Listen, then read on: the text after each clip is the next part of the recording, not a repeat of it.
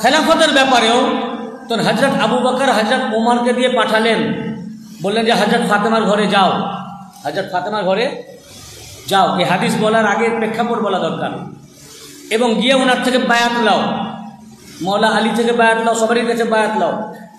তো যখন ঘরে, তখন ওই ঘরে হজরত জুবাইর, হজরত তালহা, হজরত আব্বাস রাদিয়াল্লাহু আনহুম আজমাইন মৌলা আলীর ঘরে ছিলেন। আর হজরত ওমর অনেক দলবল নিয়ে ওনার বাড়ি আসলেন। এসব হাদিসের কিতাবে আছে, আমি শোনাবো। প্রথমে আপনাদেরকে আগে এটা বুঝিয়ে দিই। তো যখন আসলেন তো হজরত ওমর বাইরে থেকে ডাক দিলেন যে তোমরা বাইরে কে আসো, বেরিয়ে আসো। মৌলা আলীকে বলে আপনি আসুন। হজরত আবু বকরের দরবারে হাজির হন আর তার কাছে বায়াত নিন। খাতুনা তার পক্ষেও ডাক দিলেন, কিন্তু কেউ বেরিয়ে আসলেন না। তখন হজরত ওমর বললেন যে যদি তোমরা না বেরিয়ে আসো তাহলে আমি আগুন দিয়ে বাড়িকে জ্বালিয়ে দিব। আমি রেফারেন্স পরে দিচ্ছি, আগে শুনে নিন। রেফারেন্স তো দিব, যে কথা বলবো তার রেফারেন্স দিব না, এটা হতেই পারে না। এবং যদি না দিই মনে রাখেন, আমাকে পরে বলবেন, আমি এখানে থাকাকালীনই বলবেন যে রেফারেন্সটা দেওয়া হয়নি, যদি ভুলে যাই। তো বললেন যে আমি আগুন দিয়ে এই বাড়িকে জ্বালিয়ে দিব। তখন হযরত ওমরের সাথে যে সাহাবীরা ছিলেন তারা বললেন একই কথা, এই ঘরের ভিতরে ফাতেমা আছেন, এই ঘরে ফাতেমা আছেন, তার বাড়ি আপনি পুরাবেন। তখন হযরত ওমর বললেন তা হোক। উনি বললেন তা হোক। এক রিওয়ায়েতে এসছে যে হযরত খাতুনা তার পাক বললেন যে তুমি কি আমার বাড়ি পুড়িয়ে দিতে চাও? তখন হযরত ওমর বললেন হ্যাঁ, যদি তারা বেরিয়ে না আসে আমি আপনার বাড়িকেও জ্বালিয়ে দিব।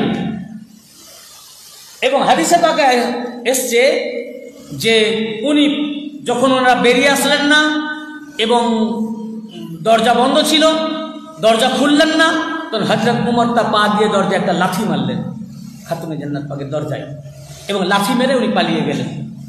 এই লাথি মারার কারণে একটি ঘটনা ঘটেছে। এই হাদিসটা বলার আগে যখন লাথি মারার কথা বললাম, তাই এই হাদিস শরীফটা আমি আপনাদের শুনিয়ে দিই যে উনি যখন লাথি মারলেন খাতুনা তার পাকের এতে দরজায়, তো যখন রসুল পাক সাল্লাল্লাহু আলাইহি ওয়াসাল্লামের বিশাল হলো, মওলায়ে কায়নাত পাকের বিশাল হলো, সবারই বিশাল আস্তে আস্তে হলো। হযরতে ওমর উনিও ইন্তেকাল করলেন। অতঃপর একটা ঘটনা ঘটলো, হযরতে আয়েশা সিদ্দিকা রাদিয়াল্লাহু আনহা উনি যখন মানে হবেন উনার বেশালে পাকের আগে, এই হাদিস বুখারীতে এসেছে। আগে আমি বুখারীর পৃষ্ঠাটা আপনাদের শুনিয়ে দিই। সহিহুল বুখারী প্রথম খণ্ড কিতাবুজ জানায়েজ, দারুল উলুম দেওবন্দ প্রিন্ট, 186 পৃষ্ঠা। কত পৃষ্ঠা? 186। হযরতে হিশাম বিন উরওয়া নিজের পিতা থেকে বর্ণনা করেন যে ওয়ালিদ বিন আব্দুল মালিকের জামানায় হযরত আয়েশা সিদ্দিকা রাদিয়াল্লাহু আনহার ঘরের দেওয়াল পড়ে গেছিল।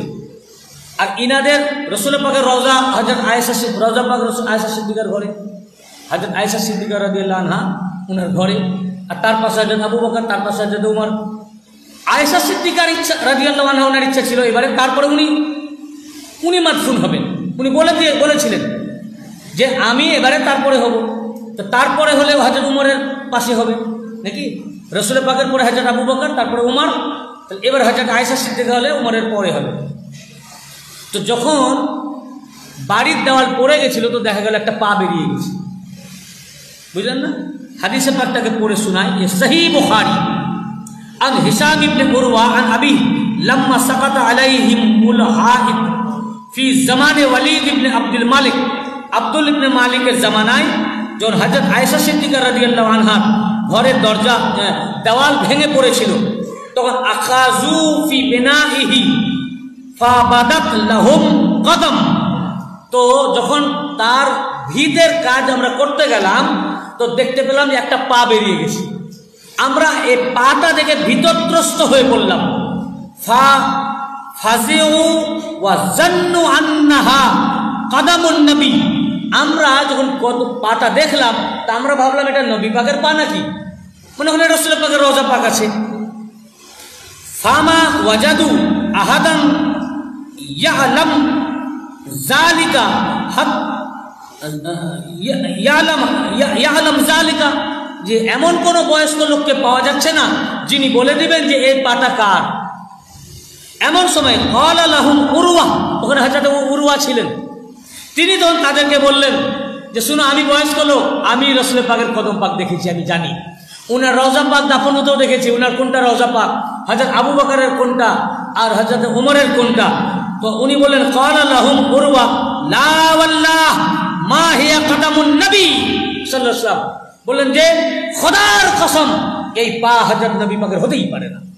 তার মানে কি, পাটা এমনই দেখলেন যে নবী পাকের প্রতি বিশ্বাস আছে যে এই পা নবী পাকের, এইরকম পা নবী পাকের হতে পারে না। পায়ের মধ্যে এমন কিছু দেখলেন যেটা থেকে বুঝলেন যে এইরকম পা নবীর হতে পারে না। নবী পাকের যদি এমনি হয় তা আমাদের কি হবে, বুঝতে পেরেছেন না? যার কারণে কসম করে বলে ওয়াল্লাহ মা হিয়া কদমুন নবী সাল্লাল্লাহু আলাইহি ওয়াসাল্লাম, এটা নবী পাকের কদম পাক হতেই পারে না। বরং তিনি বললেন মা হিয়া ইল্লা কদমু উমর, বরং এটা অবশ্যই উমরের পা। কার পা? কটা? একটা, দুটো পা আবার বার হয়নি। আরে পা বার হলে তো দুটোই বার হবে, কিন্তু একটা পা।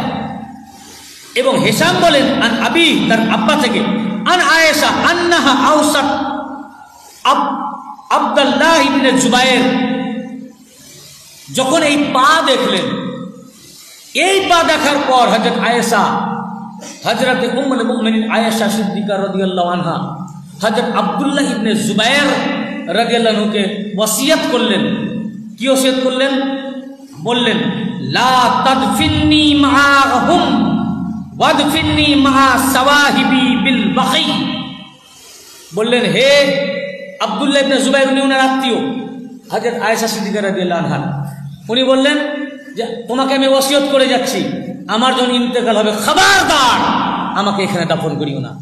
ভাই, নবী পাকের সাথে দাফন হতে চাচ্ছেন না যেখানে নবী পাক আছেন? কেন? কারণটা বলে দিয়েছেন।